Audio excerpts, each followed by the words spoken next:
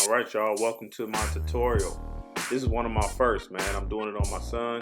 As you can see, he done wolfed out during this quarantine, so we're gonna get him right. We are working with a clipper that you guys should be familiar with, but the blade you may not be as familiar with. So we are taking him down with the Landis Master with the Fat Master blade on it. This Fat Master blade is a great blade. I hate that they discontinued this clipper, and I don't know why you did that, but I'm glad you still got the blades available. So as you can see, I'm taking his hair down with the grain. I have the clipper lever open, and you got to make sure that you are going with the grain, especially when you're dealing with a wave pattern such as he has. But any with the grain, you want to make sure that you're paying attention to the whirl pattern and also just the overall hair stream. You do not want to be cutting against the grain. Or across the grain even. You want to make sure that you are cutting with the grain, and if you do not pay attention to the hair stream, you can easily cut across the grain and leave patches in the hair. You do not want to do that. Clients that put this much time and effort into their wave pattern do not want you to mess up their wave. So as you can see, we're just going around the head, in like circular motion, I guess you could say, but we're making sure that we are staying with the grain. Now this fat blade, or the Fat Master blade that we're working with, cuts anywhere between like a 1A with the grain to a 2 with the grain if you were working with a detachable blade clipper. So right now I have it open. It's giving me what a 2 will potentially give me with a detachable blade clipper. Alright, so I'm taking my time, especially when I'm working around the front hairline, making sure that I'm not being extremely aggressive. As you see, I was pointing out the direction of the waves, making sure you guys see which way the hair stream is going, making sure that we're following that. As you can see, his whirl area is pretty prominent. Gives you good direction of which way the hair is going.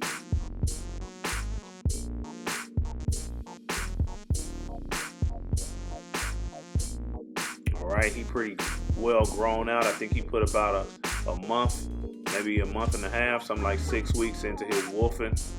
Wolfing, if you guys don't know, is a waver's term when they just let the hair grow out without getting a cut. Just like a quarantine wolf, he didn't really have no choice. I guess I could have cut him, but I let him wait it out.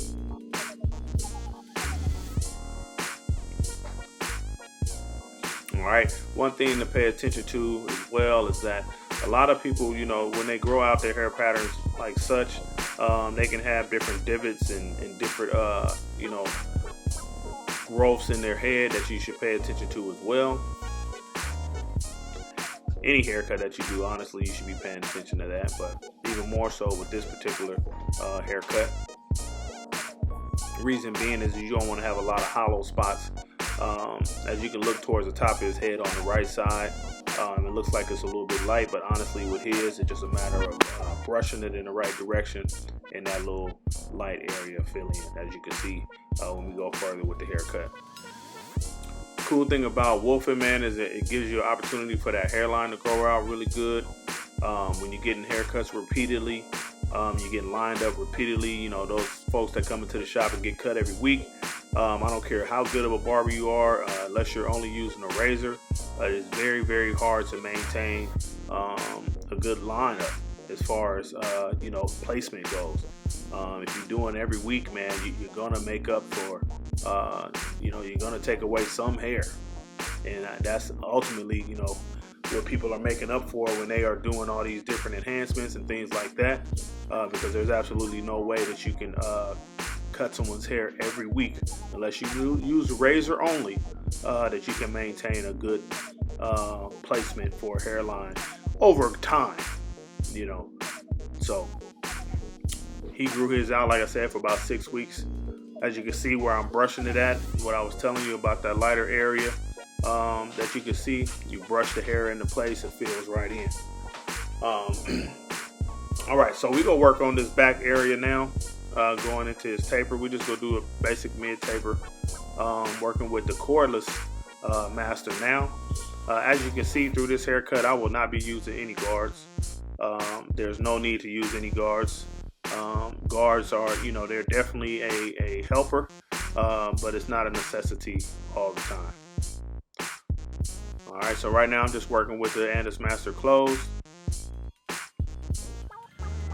All right, giving myself about a good inch and a half. More so, I just like to look at it as I'm going halfway through the nape area.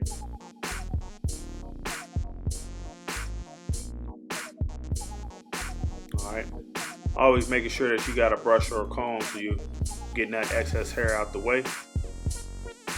All right, now I'm gonna go on with that clipper open. And I'm going about halfway up of what was left of the nape.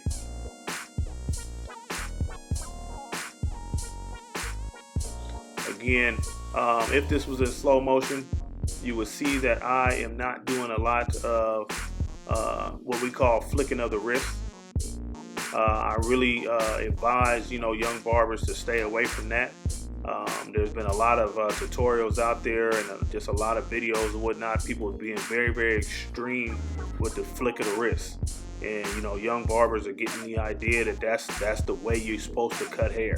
And I just personally feel like that is putting a major strain on your wrist. And to get the motion that you're looking for, the C motion that a lot of people are speaking of, the clippers are automatically made to give you that. The clipper blades, especially if they have a taper blade on them, they are designed to give you an automatic C motion. And so you have to use the blade as it's designed to be used and not be excessive with your hand or wrist movements. It gives the hair no additional, or gives the cut. See there? No.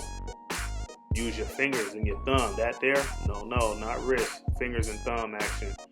It's all in the fingers and thumbs. That rotation is going to give you that C motion, as people call it, that you're looking for. Ultimately, though, a taper blade is made with a curve, and it's built to do what you are trying to make it do. Just let the clipper do the job that it's built for. All right, so we're working in the nape area now. I have the Fat Master back out, or let's say the Fat Master blade back out. All right. You see how I'm showing you? I do not have the clipper flat to his head. I have turned it more so at a 45-degree angle, and I'm working the corners of the blade. This gives me an additional length outside of having to put a guard on. Right? In any type of elevation, you are ultimately creating graduation and preserving hair. So if I do not want to cut as much hair as I would if it was flat, then I'm going to turn it at an angle. Just like if you were working with longer hair. If you want to preserve, then you're going to take it away from its natural fall, which will be flat, and you're going to preserve length. All right, now I'm back to my cordless master.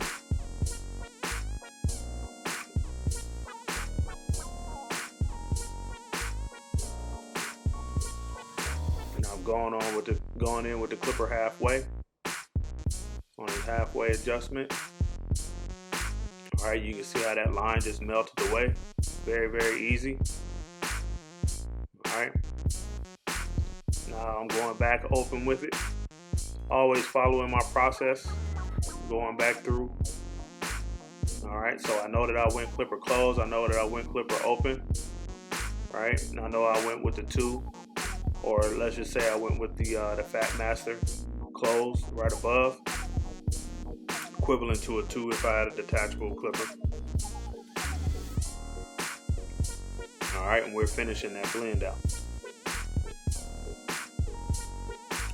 Whenever I'm working with my corners, I'm being really, really detail oriented, and I'm looking to remove any type of streaks in my fade or in my blend.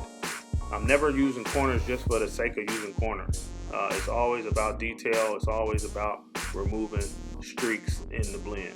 If I'm focused on a specific spot, I'm using my corners. If I'm focused on taking out a whole area, then I'm always most likely have my clipper flat to the head. All right, so now we're working on the side. And a lot of times, I mean, if you wanted to go through and do, you know, each section, like if I wanted to do clipper close and I took it from, I would do it in the nape on the left side temple area, and I would do the right side temple area all in one shot. And then I would do each level all in one shot. But for the sake of this video, I did the back first completely. And now we're moving on to the side. But you see how I'm doing clipper close on one side, clipper close on the other. Now I'm gonna go clipper open.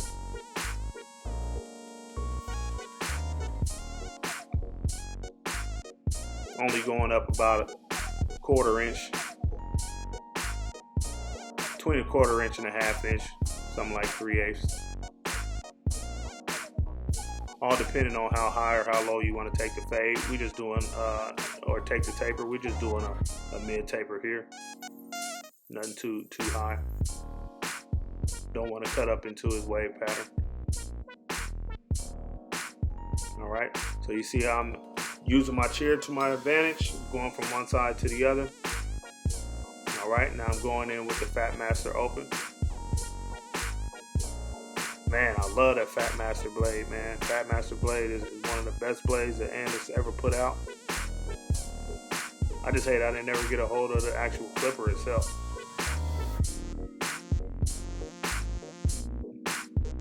Alright, so I'm going to go with the grain in this area as well, just to smooth down that bulk. Alright.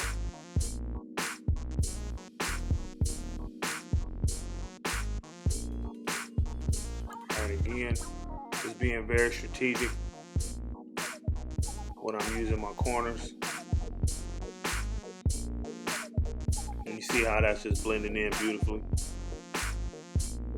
All right, I'm gonna go right to the other side. So we're not guessing, you know what I mean, and trying to create the same thing, you know, do one whole side and then try to mirror that to the other side. No, we're gonna do step for step on each side, making sure that we're using the same settings on each side, using the same heights on each side, right? So everything turns out uniform. A lot of times when I see people, they'll do one whole side of a fade on one side of the head and then one whole side of the fade on the other side of the head. Some people will do the right side, the left side, then connect the back. I just never quite understood that process. But, you know, to each his own. All right, so we did close, we've done open, we've done Fat Master open and close as well. And now we're going in halfway with the cordless master. Very simple steps. I'm seeing a lot of excessiveness when it comes to barbering these days. I'm seeing an excess of tools. I'm seeing an excess of guard play. I'm seeing an excess in enhancements. I'm seeing an excess in a whole lot. And barbering was never that complicated and never that, you know, extreme. I can appreciate, you know, how art evolves and things of that nature, but it doesn't have to be so much going on. As you can see, I have 2 clippers that I'm using right now, no guards, and I'll use my edger, and that'll be it. You know, I've been seeing a lot of people use, you know, a plethora of clippers, man, in a service, and it's just too much, in my opinion. Okay, so we're gonna go in with our cordless outliner now. All right, we're gonna keep it really natural and clean. One thing that I want you guys to make sure that you don't do is don't cave in people's, you know, nape line or neckline. Don't give them a V. You know, I've been seeing a lot of that too. People have been getting V-necks. Now, if it's something that the client requests, then by all means, you know, give the client what they want. But if it's not by request, then please don't automatically go and do that just to fulfill your sharpness desires. All right. You don't want that grow back to be excessive. It's not a good look. Forgive me, man, for this new camera. It faded out on me, man, and caught the focus of the blow dryer. So hopefully it'll come back in focus here in a second. All right, so you see now I'm just cleaning up the temple area with my trimmer.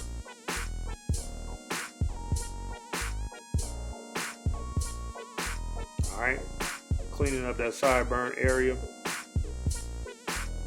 As you can see, his hairline grew out really good. So I want you guys to kind of watch this. When I'm hairlining or lining up somebody's hairline in the front, I like to use the corner of their eye as my first reference.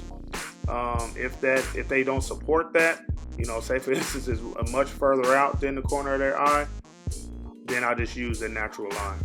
But by default, I'm going to use the corner of the eye. You know, if they have it, I'm going to use the corner of the eyebrow. And if they have, you know, if it's a younger kid, I'll even use the arch of the eyebrow. All right, so you see what we're working with his hairline, right? We're going to save as much of that as possible. Right now, I'm smoothing down some of the bulk in the front. But we want this line to be natural, right? So we're going to save as much as possible without exposing any kind of, you know, blank spots in the hairline. Or light spots in the hairline. So as you can see, we already got a nice, sharp, clean hairline on the side there. All right, I want you guys to really pay attention to how I go over his ear section. We are not taking that up extreme. We do not want to create any type of white walls, as they call it. But you see how sharp and clean that line can be without caving it in. Just want to make sure that your edges are, you know, tuned in properly and your blades are set properly. All right, we're working around that ear. Some people like to try to go all the way from the back to the front in one swoop. A lot of times that can create issues, either going too high or cutting hair that you don't need to be cut. Right now I'm just being detail oriented.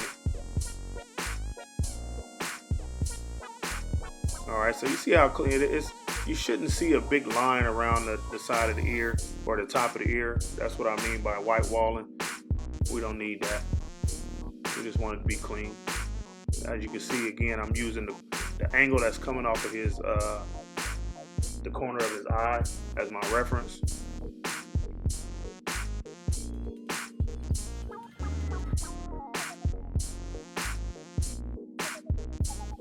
Boom. Clean. Unfortunately, my son, he doesn't really like a razor on his lineup. He's never gotten a razor on his lineup, so we just gonna stick with the edges today. It might as well be like a razor, but. And so you will not see me using any type of enhancements, anything like that. Just personally, it's not my thing. Again, to each its own. Whoever desires to use those, they do what you want to do. But I believe that you can get a nice, clean haircut that lasts through the rain, sleet, or snow, you know, without using it.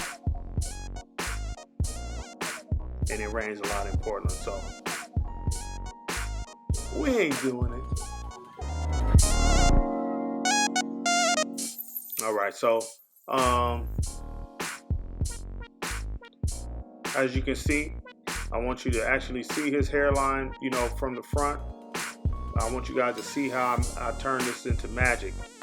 You know, natural talent is an enhancement in itself. All right, now you can see his corners are nice and even. I'm always start with the lightest portion of the hairline, right? As you can see me starting now, I'm gonna start on this right side. That's the lightest portion. And I'm gonna make a nice, crisp, clean line there. And that's gonna be my guide for the rest of the cut. All right. Always standing in front of your work is gonna ensure that you get a nice, clean, straight hairline as well. Keeping your wrist straight, keeping your forearm straight, keeping your wrist and your forearm aligned, should I say. All right. always standing in front of your work. You see how I take myself all the way to the other side. I'm not going to try to cut his right side from his left side. That's how you get a crooked line every time. And we're not practicing that. We're just going to make sure that we are continuing this straight line from one side to the other. This is what every person that sits in a barber chair desires to have, is a nice clean line. Straight line. Ain't nothing worse than a sharp, crooked line. All right, again, we aligned wrist and forearm. Looking good. Looking good. We made our way from one side to the other. And as you can see, that line is nice and clean and straight.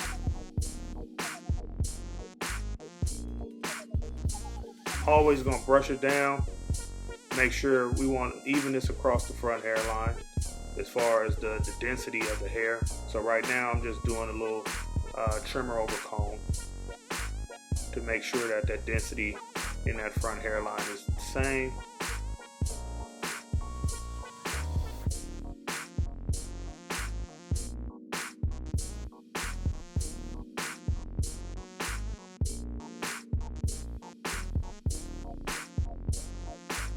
I think he's seen the little birds that be coming to visit. All right, so again, maintaining that good natural hairline.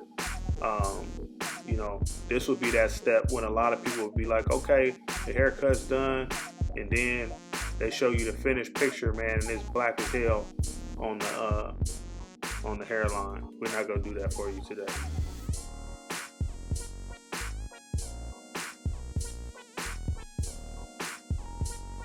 Nice, clean, natural hairline. I mean, there's no need for the extras, in my opinion.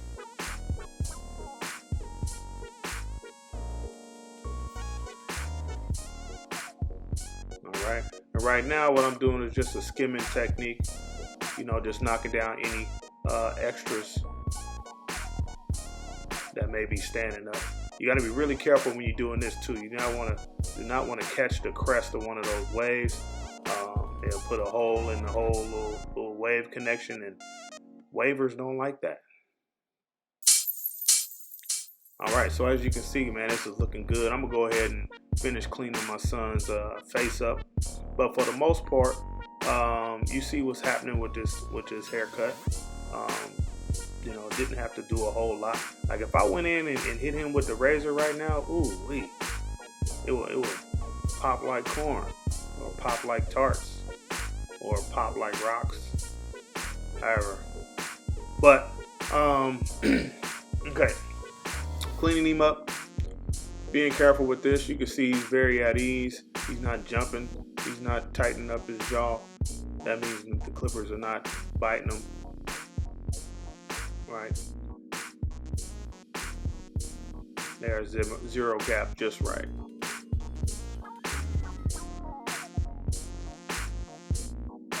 And I got a lot of lint on my shirt. Need a lint roller.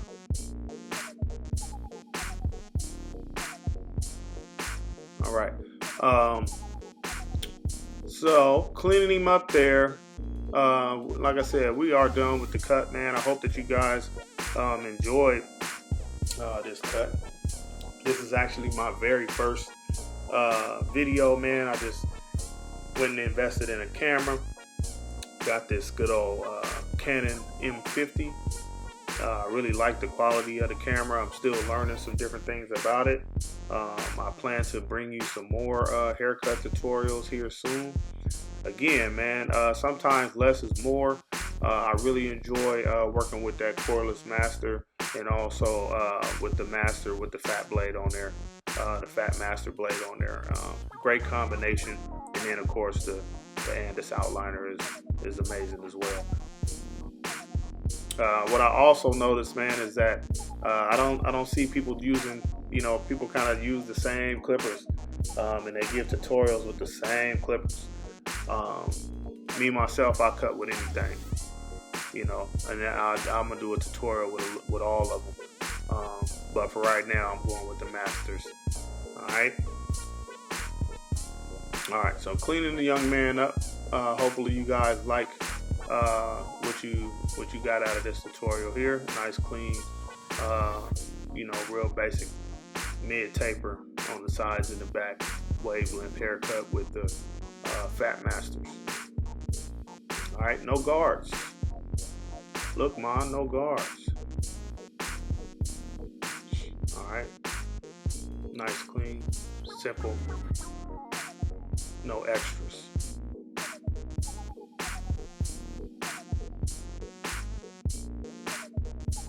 And, you know, and then any perfectionist, man, is gonna go in and find something to do. Even though everything is done, we're gonna find something. All right. Always brush through, get all the excess out, make sure it lays properly. Right. If anything pops up, what do? You go in and make sure you got it. And again, making sure that you are careful with those, the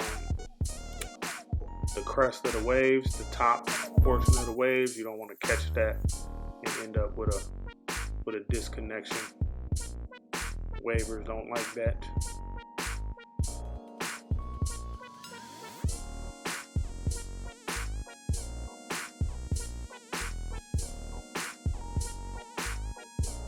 All right, so yeah, boom, there it is. All right, appreciate y'all watching, man. We'll see you on the next one. Peace.